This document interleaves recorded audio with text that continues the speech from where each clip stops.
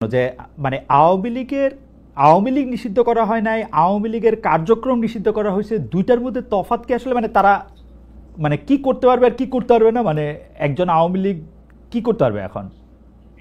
মানে আমার একটা আন্ডারস্ট্যান্ডিং হচ্ছে আওয়ামী লীগ নিষিদ্ধ, তা আপনি বলতেছেন না দুইটার মধ্যে একটু তফাৎ আছে, তফাৎটা কি আসলে? দেখেন, নিষিদ্ধ তো আমাদেরও করা হয়েছিল, তাই না? এবং একবার না, আমাদের এই সংগঠনের জন্মের পরে দফায় দফায় আমাদেরকে নিষিদ্ধ করা হয়েছে।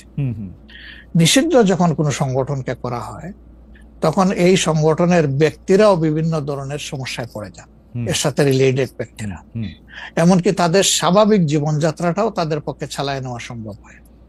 তারা যদি সমাজের কোনো ক্রিমিনাল ব্যক্তি নাও হয়ে থাকেন তবুও তাদের উপরে সমস্যা আরোপ হয়েছে। কিন্তু যখন কার্যক্রম নিষিদ্ধ থাকবে তখন ওই পলিটিক্যাল কার্যক্রমগুলা ছাড়া বাকি জীবনের সবই তো তারা করতে পারবে, করছে তো। আচ্ছা, তারা তো এই দেশ ছেড়ে সবাই তো আর চলে যাননি, সবাইকে জেলেও ঢুকানো হয়নি। এইটা একটু পরিষ্কার হয়েছে। জনাব যুদ্ধপরাধের মামলায় জামাত নেতা এটিএম আজহারুল ইসলাম খালাস পাওয়ার পর আপনি একটি সংবাদ সম্মেলনে বলেছেন, জামায়াতে ইসলামী বা তার কোনো নেতাকর্মীর মাধ্যমে কেউ ক্ষতিগ্রস্ত হয়ে থাকলে তার কাছে নিঃশর্ত ক্ষমা চাই। এই ক্ষমা প্রার্থনায় কি ৭১ মুক্তিযুদ্ধের সময়টাও আছে কিনা সেটা সেদিন আপনি স্পষ্ট করেননি, আজকে এটা স্পষ্ট করবেন? মানে আপনি, অনেকেই প্রশ্ন করছেন যে জামায়াতের মাননীয় আমির ক্ষমা কিসের জন্য চাইলেন? মানে ৪৭-এর পর থেকে শুরু করে আজকে পর্যন্ত, শুধু ৭১ না, ৪৭-এর পর থেকে শুরু করে আজকে পর্যন্ত আমাদের দ্বারা যত মানুষ যত জায়গায় কষ্ট পেয়েছে, কেউ যদি ক্ষতিগ্রস্ত হয়ে থাকে, সেই মানুষগুলো তাদের সকলের কাছে আমি বিনা শর্তে ক্ষমা চেয়েছি। কেন ক্ষমা চেয়েছি? আমরা মানুষ, ইন্ডিভিজুয়াল মানুষ যেমন ভুল করতে পারে, মানুষের সমষ্টি একটা দলেরও বিভিন্ন ভুল সিদ্ধান্ত থাকতে পারে। কোনটা ভুল কোনটা সঠিক ইতিহাস এটা নির্ধারণ করবে। আজকে যেটাকে ভুল বলা হচ্ছে কালকে এটাই হয়তো সবচেয়ে বড় সঠিক হিসাবে প্রমাণিত হবে। আর ইতিহাসের পালাবদলে রাজনীতিতে সবাই জিতে না, কেউ জিতে কেউ হারে। আমরা আদর্শবাদী একটা দল, আমরা বিশ্বাস করি আমরা মানুষ, ভুলের ঊর্ধ্বে নই। আমাদের দ্বারা, আমাদের সহকর্মীদের দ্বারা মানুষ বিভিন্ন ক্ষেত্রে কষ্ট পেতে পারে, ক্ষতিগ্রস্ত হতে পারে। আমি সব কিছুর জন্য কোনো শর্ত আরোপ না করেই মাপ চেয়েছি। ওকে, মানে ৪৭ এবং মাপ চাওয়ার মধ্যে কোনো পরাজয় নাই, অবশ্যই নাই। ৪৭ থেকে আজ পর্যন্ত যে কোনো কিছুর জন্য মানুষ আপনাদের কাছ থেকে যদি কোনো ধরনের আঘাত পেয়ে থাকে তার জন্য আপনি দুঃখ প্রকাশ করেছেন বা ক্ষমা চেয়েছেন? এর ভিতরে সব ঢুকে গেছে, কোনো কিছু বাদ নাই। ওকে, এভরিথিং ইনক্লুডেড। আচ্ছা, এবং এটা আনকন্ডিশনাল, মানে অ্যাপোলজি দিয়ে আনকন্ডিশনাল পার্ডন সিক করেছে। এইটা কি ডক্টর শফিকুর রহমান, আমি আসলে যেহেতু আপনার সঙ্গে আমার মানে নানা সময় কথা বলার সৌভাগ্য হয়েছে, মানে পর্দার বাইরে পর্দার ভিতরে, সেটা আমি জানি বলেই আমি আমার প্রশ্নটা করছি যে আপনি যে ৭১টাকে এই ৪৭ থেকে আজ পর্যন্ত একসাথে বললেন, এর কি কোনো বিশেষ কারণ আছে নাকি? মানে না না না না না না, কোনো বিশেষ কারণ নাই। আমার মানবিক মূল্যবোধের জায়গা এবং আমার দায়িত্বের জায়গা থেকে বলেছি, অনুভূতির জায়গা থেকে, দায়িত্ব এবং অনুভূতির জায়গা, বিশেষ কোনো কারণ। আচ্ছা, আমি আবার ২-৩ দিনের ঘটনা একটু আসি। আমরা দুইটা ঘটনা আমরা দেখেছি যে আমাদের অনেককে ব্যথিত করেছে। একটা হচ্ছে লালমনিরহাটে একজন যিনি নরসুন্দর, তিনি এবং তার ছেলেকে খুব আয়োজন করে মারধর করা হচ্ছে এবং তাদেরকে টেনে নিয়ে পুলিশের কাছে নিয়ে যাওয়া হয়েছে। এবং আরেকজন যিনি ২০১৮ সালের ডিসেম্বরের রাতের ভোট বলে খ্যাত নির্বাচনের যে প্রধান নির্বাচন কমিশনার, তাকে আসলে খুবই অপমানজনকভাবে মানে থানায় নিয়ে যাওয়া হয়েছে এবং সেটা আবার ভিডিও করা হয়েছে। মানে আমি সাধারণভাবে যেটা বুঝি, আপনি আমাকে শাস্তি দিতে পারেন, আপনি আমাকে মৃত্যু দিতে পারেন, কিন্তু মানুষ হিসাবে আরেকটা মানুষকে অসম্মান করার অধিকার যে আমাদের নাই, এইটা কি মানে মানে নাকি এইটা আমাদের আছে কারণ তারা একটা খারাপ কাজ করেছিল, এরকম কি? মানে আমি জানি না, মানে অনেকে তার আরেকজন, জি আপনি বলেন, আরেকজন খারাপ কাজ করেছেন বলে আমিও করব, এটা কোনো যুক্তি? আমি আরেকজনের খারাপে কষ্ট পেলাম, ক্ষতিগ্রস্ত হলাম, এখন আমি সেম অথবা ওয়ার্স দেন দিস আরো খারাপ কিছু করলাম তার সাথে, সেটা কি কোনো মানবিক আচরণ বলে গণ্য হবে? নিশ্চয়ই না। তবে দেখেন, আমরা এটাকে কখনো সমর্থন করি না। কিন্তু পরিবেশ, প্রেক্ষাপট, স্থান, কাল, পাত্র, মানুষ কোনো জিনিসকে যখন লাইক করে না তখন প্রকাশ্যে হয় তার প্রতিবাদ করে, না হয় মনে মনে ঘৃণা করে, অথবা সে শক্তি থাকলে প্রতিরোধ করে। এই তিনটা স্টেজ থাকে, এটা হাদিসের ভাষা অনুযায়ী। তো এই অবস্থায় আমরাও তো ভিজিবল সেই রকম প্রটেস্ট অনেক ক্ষেত্রেই করতে পারি না, কিন্তু আমরা এগুলাকে মনের দিক থেকে সাপোর্ট তো করি না, আমরা বরঞ্চ মনে করি যে এগুলা আরেকটা অপরাধ। ডেফিনেটলি সিইসি যিনি ছিলেন তিনি তো একজন মানুষ, তিনি এই রাষ্ট্রের একজন সিভিল সার্ভেন্টও ছিলেন এবং উঁচু পর্যায়ে তিনি দায়িত্ব পালন করে তিনি রিটায়ার করেছেন। তিনি নিশ্চয়ই কাজ ভালো করেন নাই, অনেকগুলা খারাপ কাজ করেছেন। সেই সময়টা জনপ্রত্যাশার এগেনস্টে গিয়ে করেছেন, সত্য তথ্যের উপর না থেকে অসত্য তথ্য তিনি তার সংস্থা থেকে বলেছেন, সেগুলো সব খারাপ।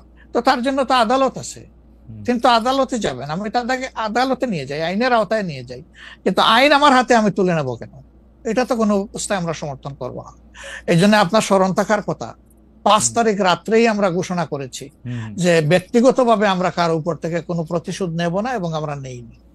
আমাদের 2-1টা ব্যতিক্রম ঘটনা ঘটেছে, আমরা তাদেরকে শাস্তি দিয়েছি, আমরা ছাড় দেই নাই কাউ। আমাদের এই ঘটনাগুলো র্যান্ডম না, ব্যাপক না, 2-1টা বিচ্ছিন্ন ঘটনা, আমরা কাউকে ছাড় দেই। আমরা যেহেতু আপনার সময় কম, আমরা দ্রুত একটা বিষয় থেকে আরেকটা বিষয়ে যেতে হচ্ছে। সম্প্রতি আপনি একটি ভাষণে বলেছেন, আমি এখানে ছোট্ট একটু অ্যাড করতে চাই।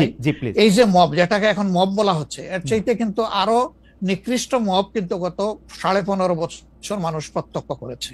ইভেন আপনাদের সাংবাদিকদের সাথে হয়েছে, আরো অনেকের সাথে, পলিটিশিয়ানদের সাথে তো এগুলো কোনো ডাল ভাত, কোনো ব্যাপারই ছিল না, সিভিল সোসাইটির মানুষের সাথে, শিক্ষকদের সাথে।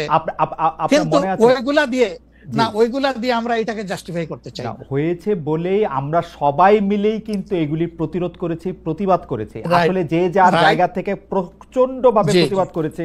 আমার মনে আছে ডয়েচে ভেলেতে থাকতে আমি একবার শেখ হাসিনার নাম করে এতবার বলতেছিলাম যে কেন তিনি এটি করবেন, কেন তার এটি সমালোচনা করা যাবে না, এবং কেন তার এটা, মানে আমার মনে আছে যে মানে আমার সাংবাদিকতায় আমি কোনো সময় অ্যাক্টিভিজম করতে চাই না বা অ্যাক্টিভিজমের জায়গা থেকে, কিন্তু এইগুলির প্রতিবাদ আমরা সবাই মিলেই আসলে করেছিলাম, যে যার অবস্থান থেকে। এখনো আমাদেরকে করতে হবে, এখনো যদি আমরা সেই জায়গার মধ্যেই থাকি এবং কেউ কেউ আমরা এটা বলি যে তারা করেছে সেজন্য এটা ঠিক আছে, সেইটার ব্যাপারে আপনার কাছে বিচার দিতে চাইছি। প্রশ্নই ওঠে না, এটাকে সাপোর্ট করা যাবে না। আরেকজন অন্যায় করেছে তাই আমি আরেকটা অন্যায় করবো, এটা চলবে না। আর তাইলে আমরা ভালোর দিকে আগাবো কিভাবে? অ্যাবসলিউটলি আমরা তো আগাতে পারবো না। আপনি সম্প্রতি এক ভাষণে বলেছেন, আরেকটা প্রসঙ্গে যাই, যে সেই গণতন্ত্র হালাল যার মাধ্যমে আল্লাহর বিধান কায়েম করা যাবে, বুলেট নয় ব্যালটের মাধ্যমে যেতে হবে। এটা আপনি বলেছেন হাদিসের রেফারেন্স দিয়ে। আপনার এই বক্তব্যের প্রতিবাদ করেছেন মুফতি ডক্টর সাইয়েদ মোহাম্মদ এনায়েতুল্লাহ আব্বাসী ওয়াসিদ্দিকী। রোববার ফেসবুক এক পোস্টে দাবি করেছেন যে তিনি হাদিসের সুস্পষ্ট অপব্যাখ্যা করেছেন। আপনি এক লাইনে আবার একটু ব্যাখ্যা দিবেন কিনা? আমি হাদিসের দেই নাই, আমি বলেছি যে ডেমোক্রেটিক যে প্রসেসটা, এটা রাসূল করিম সাল্লাল্লাহু আলাইহি সাল্লামের পরে যারা রাষ্ট্র পরিচালনা করেছেন খোলাফায়ে রাশিদিন, তাদের সময় ছিল, এবং এটা বাস্তবতা আমরা সবাই জানি। হযরতে ওমর খুতবা দিতে দাঁড়াইছেন, সাধারণ মুসল্লি বলছে আমি আপনার খুতবা শুনবো না। কেন শুনবেন না? ওই যে আমরা কুশাগার থেকে কাপড় পাইলাম, আমার কাপড়ে লম্বা জামা হইলো না, আপনারটাই লম্বা জামা হইলো কেমনে? এই তো সেম কাপড় দেখতেছি। তখন তিনি তার ছেলে আব্দুল্লাহ ইবনে উমরকে বলেছিলেন, বাবা তুমি এবার জবাব দাও।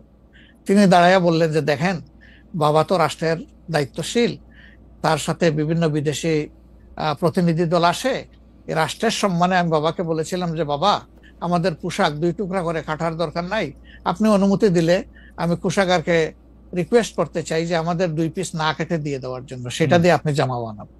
তো আমার বাবা এবং আমার 2 পিস মিলে উনার 1 পিস হয়েছে এবং তাই উনার জামা লম্বা। তো লোকটা বসে আল্লাহ শুকরিয়া আদায় করে বললেন যে খলিফাতুল মুসলিমিন, এবার আপনি আপনার খুতবা দেন, আমি শুনবো, মন ভরে শুনবো। তো এই দেখেন, এটাই তো বিউটি অফ ডেমোক্রেসি। ওই যে আপনি ফ্রিডম অফ এক্সপ্রেশন বললেন, এর চাইতে ভালো ফ্রিডম অফ এক্সপ্রেশন কোথায় পাবেন আপনি? আমি বলেছি যে না, গণতন্ত্র হচ্ছে এটা কোনো ইজম না, এটা আপনি নিজেও জানেন। গণতন্ত্র কোনো মতবাদ না, it's a way to establish your ism. আপনি যেটা চয়েস করেন, এটা ক্যাপিটালিজম হইতে পারে, সোশ্যালিজম হইতে পারে, কমিউনিজম হইতে পারে, এরকম যেটাই হোক সেটা আপনি করবেন, কিন্তু এটা একটা ওয়ে, এই বাহনের উপরে আপনি চড়ে যাবেন। সেটা যদি আল্লাহর দিন কায়েমের উদ্দেশ্যে হয় তাহলে অবশ্যই এটা মুসলমানদের জন্য হারাম হওয়ার কথা না। এখন আমার কথার সাথে তো ডিফার করতেই পারেন, উনি একজন লার্নেড মানুষ, আমি তাকে রেসপেক্ট করি এবং কারো ডিফারেন্সটাকেও আমি রেসপেক্ট করি, কারণ এটা না হলে তো আপনার ফ্রিডম অফ এক্সপ্রেশন থাকবে না এবং মাল্টিকালচারাল সোসাইটিও বিল্ড আপ করা সম্ভব হবে না। আচ্ছা, অ্যাবসলিউটলি ফাইন। আচ্ছা, আপনি শুক্রবার একটা দলীয় কর্মসূচিতে বলছেন যে দিন কায়েমের চেষ্টা বা প্রচেষ্টা ঐচ্ছিক নয়, মুমিনের উপর ফরজ। আরবার আপনাদের দীর্ঘদিনের একটা স্লোগান হচ্ছে এরকম, আল্লাহর আইন চাই। এখন একটি নতুন প্রচারণা, মানে অনেক দলকেই ক্ষমতায় দেখাচ্ছে, মানে জামাত ইসলাম একটা নতুন প্রচারণা এরকম যে অনেক দলকেই ক্ষমতায় দেখা হয়েছে, জামাতকে একটিবার সুযোগ দেওয়া হোক, আপনারা যদি নির্বাচনে জিতে ক্ষমতায় যেতে পারেন তাহলে কি বর্তমান ব্যবস্থা পাল্টে কোরআন সুন্নাহ ভিত্তিক শাসন বা শরিয়া ব্যবস্থা চালু করবেন? আসলে দেখেন, কোরআন সুন্নাহ ভিত্তিক মানে অনুশাসন যেটা, এটার ব্যাপারে সমাজের পারসেপশনের ভিন্নতা আছে। আমাদের বাংলাদেশের যে সংবিধান আছে, এই সংবিধানের অনেকগুলা আর্টিকেল, অনেকগুলা ধারা উপধারা কোরআনের সেন্সের সাথে পুরোপুরি মিলে যায়, এটার সাথে কোনো ডিফারেন্স নাই। আবার কিছু কিছু ধারা আছে সেখানে কনফ্লিক্ট, কন্ট্রাডিকশন আছে। ওরকম পরিবেশ পরিস্থিতি যখন আসবে, জনগণের প্রত্যাশার আলোকে এটা মানে সবার সাথে ইন্টারেক্টিভ হয়, সবাইকে সাথে নিয়েই ইনশাআল্লাহ ভালো জিনিসগুলোকে আমরা ইনপুট দেবো আল্লাহ থেকে। তবে এটাও মনে রাখার বিষয় যে কোরআনী শাসন হঠাৎ করে আল্লাহ তাআলা এস্টাবলিশের হুকুম দেন নাই, it was a gradual process. Say for example মাদক কিন্তু দুনিয়ার কেউ কিন্তু এটাকে অ্যাপ্রুভাল দেয় না, বাট এটার প্র্যাকটিস সব জায়গায় আছে, এটা বাস্তবতা। তো সেই মদ যখন হারাম ঘোষণা করা হয়, নিষিদ্ধ করা হয়, তখন কিন্তু 3 পর্যায়ে গিয়ে চূড়ান্তভাবে এটা নিষিদ্ধ করা হয়েছিল। তো এটা গ্রাজুয়াল একটা প্রসেস। আপনি একটা ক্রাইম থেকে, দীর্ঘদিনের প্র্যাকটিস থেকে মানুষকে সরাবেন, আল্লাহ তাআলার সেই বিধানকে অনুসরণ করেই আমরা আগাবো ইনশাআল্লাহ। 5 আগস্টের পর থেকে বিএনপির পক্ষ থেকে যেহেতু জাতীয় নির্বাচনের দাবি জানানো হয়েছিল, এটা নিয়ে অনেক তাদেরকে রঙ্গব্যঙ্গ করা হয়েছে। জামায়াতে ইসলামী মাঝামাঝি থেকে ফেব্রুয়ারি ইলেকশনের কথাও বলেছে, রোজার পরেও ইলেকশনের কথা বলেছে, রোজার আগেও ইলেকশনের কথা বলেছে, কিন্তু আমরা দেখতে পাচ্ছি জামায়াতে ইসলামী 300 আসনে প্রার্থী ঘোষণা করে ফেলেছে। আপনারা যদি পরে কোনো রাজনৈতিক জোট করেন বা পরে যদি কোনো ধরনের রাজনৈতিক সমঝোতার মাধ্যমে জাতীয় সরকারের একটা আবহ তৈরি হয়, তাহলে কি হবে? আপনারা এখনই জোট ঘোষণা করে ফেলেছেন, সেটা কেমন হলো? আলহামদুলিল্লাহ, এটা আমাদের সাথে যাদের ইন্টারেকশন আছে তারা সবাই জানেন। আমরা বলেছি যে এটা আমাদের অফিসিয়াল ঘোষণা না, এটা হলো প্রাথমিক সিলেকশন, এবং সমস্ত আমাদের নমিনি যারা হবেন তাদেরকে সেম মেসেজ দেওয়া হয়েছে যে জাতীয় বৃহত্তর স্বার্থে যে কোনো সময় যে কোনো পরিবর্তন যে কোনো আসনে আসতে পারে। আমাদের সংগঠন এটার জন্য পূর্ণ প্রস্তুত। প্রয়োজনে আমার থেকেই পরীক্ষা শুরু হবে, কোনো অসুবিধা নেই। আপনার কাছে ছোট একটি পরীক্ষা, সেটি আপনার পরীক্ষা না, আপনার কাছে একটি ছোট পরীক্ষা। আপনি কুষ্টিয়া 3 সদর আসনে জামাত ইসলামের এমপি প্রার্থী হিসেবে ঘোষণা করা হয়েছে জনপ্রিয় ইসলামী বক্তা জনাব আমির হামজাকে, কিন্তু এদিকে আবার জামাতি ইসলামীর শুরা সদস্য জনাব ফরাজ হোসেন রয়েছেন, তার নামও জোরে সোরে শোনা যাচ্ছে। অনেকে বলছেন যে তৃণমূল জামায়াত আসলে পছন্দ করে নাই হঠাৎ করে এরকম একজনকে মনোনয়ন দেওয়া। এই বিষয়টাকে আসলে আপনি কিভাবে দেখেন? শুধু জনপ্রিয়তার জন্য না, নট দ্যাট। আমরা যখন কোনো জায়গায় নমিনি সিলেকশন করি তখন 2টা জিনিস আমরা বিবেচনায় নেই। একটা হলো যে এই নমিনির ব্যাপারে স্থানীয় সংগঠনের যারা নেতাকর্মী আছেন তাদের দৃষ্টিভঙ্গি কি, 2 নম্বর হচ্ছে জনগণের দৃষ্টিভঙ্গি কি। এই 2টা বিষয়কে আমরা বিবেচনায় নিয়েই প্রার্থী সিলেকশন করি। এবং এটা যেগুলা শুনতেছেন, অনেক সময় আমাদেরকে অতি ভালোবাসেন যারা, ওই যে আপনি একবার আমাকে জিজ্ঞেস করলেন যে আপনাদের ব্যাপারে এত বিরোধিতা করে কেন, আমি বলছিলাম যে তারা অত ভালোবাসে তো অনেক বেশি, এই জন্য আমাদেরকে নিয়ে কসলাইতে হবে। জনাব আমির হামজার বিরুদ্ধে যে দুটি বক্তব্য বেশি সামনে আসছে, তিনি একবার বলেছিলেন যে তার 14 গোষ্ঠী সবাই আওয়ামী লীগ করেন। 2 নাম্বার হচ্ছে যে এই জুন মাসেও জনাব আমির হামজা নিজ এলাকায় মোটরসাইকেল শোডাউন করেছেন, যেই শোডাউনের রাজনীতি অ্যাপারেন্টলি আপনারা উৎসাহ দেন না, কিন্তু তাকে এটি করতে দেখা যাচ্ছে। হ্যাঁ, আমরা তার দৃষ্টি আকর্ষণ করেছি।